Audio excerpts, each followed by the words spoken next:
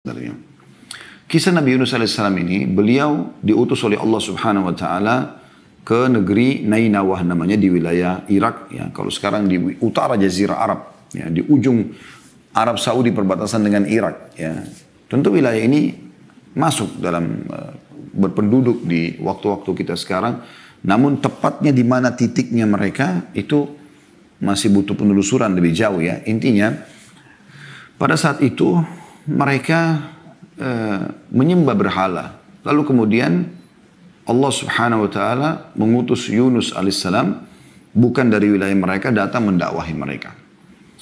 Terus saja Yunus alaihissalam mendakwahi mereka agar jangan menyembah berhala, jangan berbuat syirik, namun mereka menolak dakwah Nabi Yunus alaihissalam. Sampai akhirnya Nabi Yunus memohon kepada Allah Subhanahu wa taala agar dipindahkan lokasi dakwah. Jangan di orang ini menolak gitu. Ya. Kemudian mengancam mereka sambil mengatakan kalau kalian tidak meninggalkan penyembahan berhala ini dan tidak beriman kepada Allah SWT akan datang siksaan Allah dalam 3 hari ini. Sambil menunggu izin dari Allah Subhanahu wa taala, Nabi Yunus mengambil inisiatif untuk meninggalkan wilayah Nainawah dan sudah menjadi sebuah peraturan dari Allah Subhanahu wa taala kepada para nabi-nabi, mereka tidak boleh meninggalkan lokasi walaupun mereka sampai dibunuh. Kasus Nabi Yahya alaihissalam yang dibunuh oleh kaumnya sendiri, gitu kan? Jadi memang mereka membunuh, bahkan di antara Bani Israel banyak yang membunuh nabi-nabi mereka walaupun tidak semua disebutkan namanya. Tapi yang paling nyata adalah kisah Yahya alaihissalam. Ya, sebuah mukjizat Allah SWT kepada ayahnya Zakaria yang sudah sangat tua 100 tahun lalu kemudian memiliki anak Yahya yang Allah jadikan sebagai nabi. Mereka bunuh. Intinya teman-teman sekalian, Nabi Yunus alaihissalam ini meninggalkan wilayah itu. Meninggalkan wilayah Nainawah dengan niat baik sebenarnya. Dia ingin mencari lokasi dakwah yang baru sambil menunggu wahyu turun. Maka karena itu Allah Subhanahu wa taala menghukumnya. Menghukumnya walaupun dia niatnya baik. Maka dia pun jalan naik di atas sebuah kapal. Akhirnya kapal itu dihantam dengan ombak yang besar. Dan pada saat ombak itu menggoyangkan kapal tersebut, maka kapten kapalnya mengatakan kita harus mengurangi beban di kapal. Lalu dibuang-buangilah barang, ternyata masih belum bisa juga. Akhirnya diundilah nama siapa kira-kira di antara mereka yang akan turun dari kapal. Ya. Tepatnya pada saat itu memang di tengah lautan, mereka harus mengurangi beban, gitu kan. Maka mereka mengundi, ternyata dalam undian itu Yunus alaihissalam ya, yang keluar namanya. Karena semua nama penumpang ditulis di atas sebuah kayu atau batu, kemudian diundi, diacak keluar nama Nabi Yunus. Yang kedua juga begitu, yang ketiga juga begitu. Akhirnya setiap kali keluar nama Nabi Yunus mereka mengatakan salah satunya, kami tahu ini Nabi Allah. Mungkin ya, coba ulangi, kalau ada selain dari dia kita akan coba ya. Karena mereka juga mendengar Nabi Yunus alaihissalam di lokasi Nainawah gitu kan. Tapi memang perlu kita garis bawahi teman-teman sekalian, nabi-nabi sebelum Nabi Muhammad SAW diutus khusus untuk kaumnya. Khusus untuk kaumnya. Ya, jadinya dia kalau berdakwah di Nainawah, Nabi Yunus tidak punya kewajiban untuk berdakwah di lokasi lain. Ya, satu-satunya Nabi dan Rasul yang Allah utus untuk seluruh alam semesta hanya Muhammad alaihi wassalatu wassalam. Hanya Nabi Muhammad SAW. Ini Nabi yang paling mulia yang Allah mengatakan, wa ma arsalnaka illa rahmatan lil alamin. Kami tidak utus ke Muhammad kecuali rahmat bagi seluruh alam semesta. Gitu kan? Jadi Nabi Yunus SAW ada yang tahu dia Nabi. Gitu kan? Kemudian Nabi Yunus mengatakan mungkin ini peringatan dari Allah. Karena dia meninggalkan wilayah Nainawah, dia merasa bersalah. Akhirnya dia pun berdiri di pinggir kapal. Lalu dia loncat dengan hikmah Allah SWT. Allah mengutus kepadanya ikan besar yang masyhur. Lalu menelannya. Nah, pada saat ditelan oleh ikan tersebut, ya, dengan hikmah Allah Subhanahu Wa Taala dia tetap terjaga dalam perut itu. Dan dia memperbanyak tasbih.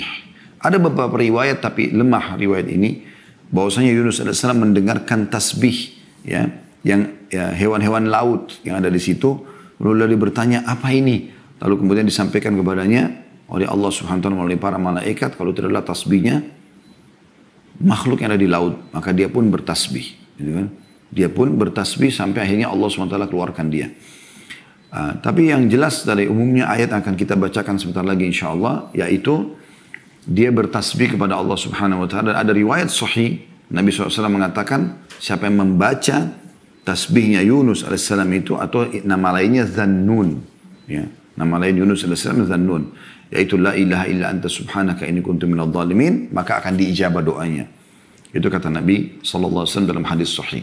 Maka Yunus alaihissalam terus mengucapkan kalimat ini, la ilaha illa anta subhanaka inni kuntu minadh dhalimin, la ilaha illa anta subhanaka inni kuntu minadh dhalimin. Tidak Tuhan yang berhak disembah kecuali Engkau ya Allah, aku termasuk orang-orang zalim. Maksudnya betul-betul aku mengakui kesalahanku. Ya. Maka pada saat itu pun Allah Subhanahu wa taala mengizinkan dia dimuntahkan oleh ikan tersebut ke sebuah tanah yang tandus. Kemudian Allah Subhanahu wa taala mengaruniakan kepada dia ada pohon dari yaktin atau buah labu, kemudian dia memperkuat dirinya dengan buah tersebut. Ya. Ada juga beberapa athar menukil bahwasanya Allah Subhanahu Wa Taala mengaruniakan dia seekor sapi yang punya susu yang baik, lalu dia memperkuat dirinya dengan susu tersebut. Intinya pada saat itu Allah Subhanahu Wa Taala memerintahkan dia agar kembali ke Nainawah untuk mendakwahi mereka. Ya, dan disebutkan di situ dalam ayat Quran yang akan kita baca insya Allah jumlah mereka 100.000 atau lebih dari 100.000 warga atau masyarakat ya. Dan pada saat Nabi Yunus SAW meninggalkan, sementara Allah Subhanahu Wa Taala memberikan didikan kepada nabinya yang mulia ini, Yunus SAW, maka penduduk Nainawah di dalam hari-hari Nabi Yunus pergi itu, mereka kedatangan siksa Allah Subhanahu Wa Taala, dalam arti kata sudah ada tanda-tanda langit gelap, hujan turun segala macam, dan akhirnya sampai Subhanallah mereka taubat. Pada saat mereka lagi kocar kacir, ya, mereka lagi mau melarikan diri, maka kepala suku mereka menenangkan dan akhirnya mengajak semuanya untuk bertaubat. Ya, mereka semua bertaubat kepada Allah Subhanahu Wa Taala, menyatakan beriman, maka Allah pun menghilangkan siksaan tersebut. Ya, Allah pun menghilangkan siksaan tersebut dan akhirnya mereka menyatakan beriman kepada Nabi Yunus, bahkan mereka memohon agar Allah Subhanahu Wa Taala mengembalikan Yunus kepada mereka. Alaihissalatu wassalam. Intinya Yunus SAW kembali dan akhirnya mereka beriman kepadanya. Nah, di sini teman-teman sekalian dari kisah ini kita akan coba juga kuatkan dengan baca. Silakan nanti dibuka. Saya berharap teman-teman buka handphonenya, aplikasi Al-Quran maksud saya di handphone. 3 surah ya, surah Shaffat, ada surah Anbiya dan surah Yunus. Ya, yang jelas ada satu surah dalam Al-Quran yang Allah berikan nama Yunus alaihissalam, dan ini pasti punya kedudukan tersendiri ya. Seperti ada surah Muhammad, ada surah Yusuf, ada surah Ibrahim ya. Ini semua ada surah Hud. Ya. Tidak semua nabi-nabi Allah gunakan namanya. Ada umumnya nabi-nabi seperti Sulaiman alaihissalam terkenal, Daud alaihissalam terkenal, Musa alaihissalam terkenal, tapi tidak ada nama surah untuk nama mereka. Yunus alaihissalam punya nama digunakan, ya, Yunus. Padahal sebenarnya kalau kita lihat surah Yunus, ya, itu dalam Al-Quran nanti kita akan baca insya Allah. Hanya ada satu ayat yang menyebutkan tentang Yunus alaihissalam di situ. Tepatnya ayatnya ke-98. Nanti kita akan baca insya Allah. Namun saya ajak teman-teman untuk membuka surah Shaffat dulu. Surah nomor 37 ayat 139 sampai 148. Saya ulangi lagi surah Shaffat surah nomor 37 ayat 139 sampai 148. Baik, saya juga akan buka di aplikasi di handphone insya Allah. Sekali lagi ya, surah nomor 37 As-Shaffat. Ya. Ayatnya itu 139 kita akan baca insya Allah sampai 138. Saya akan bacakan insya Allah. A'udhu billahi minasyaitonir rajim. 139-nya surah Shaffat. Wa inna Yunusa laminal mursalin. Sesungguhnya Yunus benar-benar salah satu seorang rasul. Ya, salah satu seorang rasul. Jadi dipastikan memang dia adalah utusan Allah Subhanahu wa taala, dan tentu nanti akan kita sebutkan teman-teman sekalian. Untuk menjadi utusan Allah ini punya kelebihan. Allah SWT pilih mereka khusus. Bukan semuanya orang gitu. Yang paling suci hatinya, ya, yang paling sempurna fisiknya, yang paling sempurna jalur nasabnya. Bahkan mereka terkenal tidak pernah berbohong dalam hidup mereka. Orang yang paling bersih. Ayat 140-nya Allah mengatakan, إِذْ أَبَقَ إِلَى الْفُلْكِ الْمَشْهُونَ. Ingatlah. Makna ingat dalam Al-Quran, maksudnya pelajarilah ya. Ketika ia lari ke kapal yang penuh muatan. Sudah saya kisahkan tadi ya. Kenapa dia lari ke kapal tersebut. Meninggalkan Nainawah. Kemudian 141-nya. Pada saat ombak menghantam kapal. Fasahama fakana minal mudhadhin. Kemudian ia ikut berundi. Lalu dia termasuk orang-orang yang kalah dalam undian. Maksudnya undian di sini bukan undian judi ya. Tapi berundi dalam arti kata siapa di antara mereka yang dilempar dari kapal. Maka ditaruhlah nama-nama orang, ditulis di atas sebuah wadah kayu atau batu. Kemudian diacak dari semua orang-orang yang di atas kapal, maka keluarlah namanya Yunus alaihi salatu wassalam. 142-nya, faltakamahul hutu wa huwa mulim, maka ia ditelan oleh ikan besar dalam keadaan tercelah. Ya. Artinya pada saat itu dia menyadari dia harus yang loncat, maka dia pun loncat, belum sampai ke air sudah ditelan oleh ikan yang loncat langsung menelannya. Seperti itulah. Dan tercelah artinya betul-betul dia sangat lemah, tidak bisa melawan. Apa yang dia bisa lakukan di dalam ikan tersebut. Dan umumnya orang kalau sudah masuk dalam ikan seperti ini, bisa remuk tulang-tulangnya, bisa hancur semua. Bisa dikena gigi taringnya yang tajam, gitu kan. 143-nya, falaula annahu kana minal musabbihin. Maka kalau sekiranya dia tidak termasuk orang-orang yang banyak mengingat Allah. Dan ini teman-teman pelajaran penting. Makin ada masalah Anda hadapi, harusnya makin dekat dengan Allah. Itu solusi terbaik. Makin banyak berzikir, berdoa, bertaubat. Itu yang dilakukan oleh Yunus alaihissalam.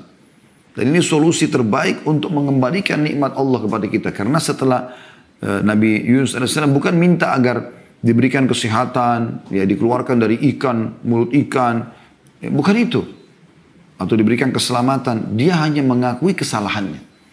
Maka dengan itu Allah Subhanahu Wa Taala mengeluarkan dia dari mulut ikan tersebut. Allah sehatkan badannya, berikan dia tumbuh-tumbuhan. Tadi yang saya katakan labu, kemudian juga ada sapi yang memiliki susu yang dia pernah minum, lalu kemudian dia kembali sementara kaumnya sudah beriman kepadanya. Kan gitu. 144-nya Allah mengatakan la labitha fi batnihi ila yaumi yub'atsun. Maka niscaya dia akan tetap tinggal di perut ikan itu sampai hari berbangkit. Allah Subhanahu wa taala akan kekalkan dia di dalam perut ikan tersebut sampai hari kiamat. Pada saat hari kiamat ikan itu pun mati karena semua akan mati menjelang hari kiamat. Maka pada saat itu pun Yunus alaihissalam baru bisa terlepas dari perut ikan. Kalau dia bukan termasuk orang yang banyak bertasbih. Dan ingat tasbihnya sudah disebutkan dalam riwayat sahih adalah kalimat la ilaha illa anta subhanaka inni kuntu minadh dhalimin. Jadi pengakuan terhadap dosa kalau dia berbuat zalim. Gitu kan. Lalu 145-nya karena dia banyak bertasbih, fanabadnahu bil ara'i wa huwa saqim. Kemudian kami lemparkan dia ke daerah yang tandus sedang dia dalam keadaan sakit. Gimana enggak sakit? Tentu tidak ada kejelasan tepatnya riwayat berapa lama dia di dalam perut alaihissalam di dalam perut ikan itu. Tapi jelas dalam beberapa menit saja atau jam saja sudah cukup orang untuk remuk di dalam perut ikan yang besar dalam lautan, terombang-ambing di dalam situ. Ya, tidak ada yang bisa dipegangin. Belum lagi ikan itu main telan juga ikan-ikan yang lain, hewan-hewan yang lain yang dia makan. Gitu kan. Dan tentu juga tidak disebutkan jenis ikannya seperti apa ya. Tentu banyak riwayat yang lemah berhubungan dengan masalahnya, tapi tidak kita bahas. Ya. Kemudian 146-nya, wa ambatna alaihi syajaratan min yaqtin. Lalu kami tumbuhkan pada saat kami lemparkan dia dari mulut ikan di tanah tandus tadi di padang pasir itu, dan kami tumbuhkan untuk dia sebatang pohon dari jenis labu. Ya, dan ini sudah saya jelaskan di tema kita, teman-teman bisa ikuti insya Allah di playlist YouTube ada Corona dan solusinya dalam Islam. Itu kita bahas salah satu yang makanan terbaik adalah yaktin, labu itu. Yang sudah kami praktikin waktu itu sama Akhrido Jazakallah Khair. Chef kami yang ada di Resto Ajwad itu untuk membuatkan ada jus labu, ya ada sup labu. Itu sangat bagus, diambil daripada hikmah kejadian ini tentunya. Lalu 147-nya kata Allah, wa arsalnahu ila mi'ati alfin aw yazidun. Dan kami utus dia kepada 100.000 orang atau lebih. Tentu khilaf di antara ulama tentang masalah apakah 100.000 ini kaumnya atau kaum yang lain. Tapi yang lebih condong ya pendapat ulama yang kami pilih adalah kepada kaumnya kembali. Karena kaumnya nanti akan kita bacakan ini ada hubungannya dengan surah Yunus ya. Bagaimana Allah selamatkan kaum Yunus dari siksaan justru karena mereka juga taubat kepada Allah Subhanahu wa taala, maka Allah kembalikan Yunus kepada mereka. Kemudian 148 dikatakan fa'amanu famatta'nahum ilahin. Lalu mereka beriman. Siapa mereka? Kaumnya Nabi Yunus. Karena itu kami anugerahkan kenikmatan hidup kepada mereka hingga waktu yang tertentu. Maksudnya sampai ajal mereka datang. Ya. Sekarang coba teman-teman kita buka surah Al-Anbiya. Ya, surah nomor 21 dalam Al-Quran. Ini memang berbicara tentang nabi-nabi tentunya. Ayat 87 dan sampai 88. Jadi 2 ayat saja di sini, 87 sampai 88. Tentu di sini banyak sekali ayat-ayat yang dalam surah ini bicara tentang semua hampir nabi-nabi atau mayoritas nabi-nabi disebutkan ya, dari 25 nabi yang wajib kita imani itu. Tapi di sini di ayat 87 88 dua ayat ini khusus bicara tentang Yunus alaihissalam. Saya bacakan Al-Anbiya sekali lagi surah nomor 21 ayat 87 dan 88.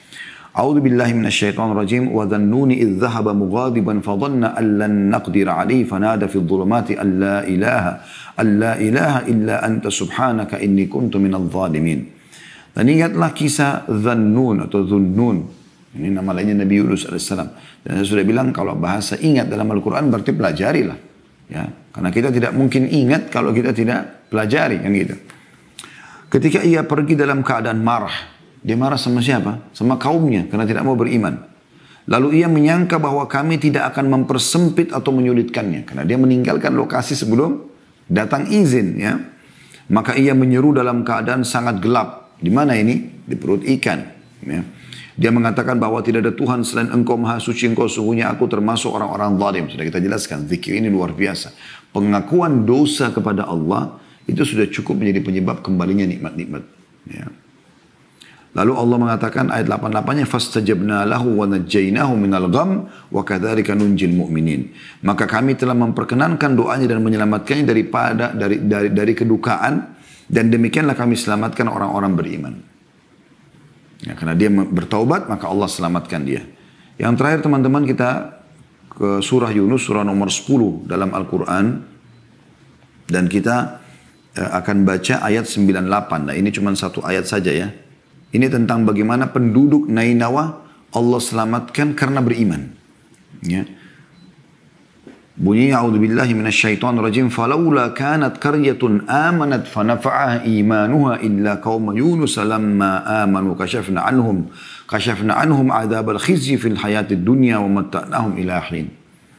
Dan mengapa tidak ada penduduk satu kota yang beriman lalu imannya itu bermanfaat kepadanya selain kaum Yunus.